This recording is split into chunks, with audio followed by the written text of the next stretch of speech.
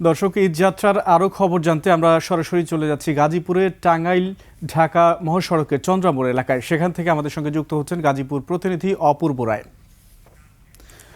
অপূর্ব, যানজট আছে কিনা রাস্তায় এবং বাড়তি ভাড়া নিয়ে কোনো অভিযোগ আপনার চোখে পড়েছে কিনা বা কোনো যাত্রী আপনার কাছে কোনো অভিযোগ করেছেন কিনা? ধন্যবাদ আসমান। আমি এই মুহূর্তে দাঁড়িয়ে রয়েছি ঢাকা মহাসড়কের চন্দ্রামোড় এলাকায়।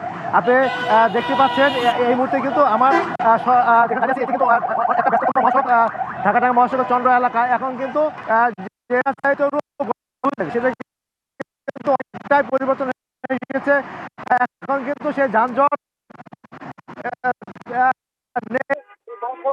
অনেকটাই স্বাভাবিক হয়ে আসছে। তবে চন্দ্রা মোটেই বাসের একটা যতটা সেটা কিন্তু অপকৃত হয়েছে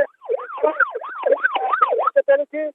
ময়মনসিংহ মহাসড়কও কিন্তু এই মুহূর্তে প্রায় প্রায় ফাঁকা রয়েছে। আর সকাল থেকে আমরা দুপুর পর্যন্ত দেখেছি প্রায় প্রত্যেকটি বাসে কিন্তু অতিরিক্ত ভাড়া যেটা সেটা কিন্তু নেওয়া হয়েছে। যাত্রীরা অভিযোগ করেছে যে সেটা হলো এখানে যারা জীবনের ঝুঁকি নিয়ে তারা কিন্তু বাসের পরিবর্তে।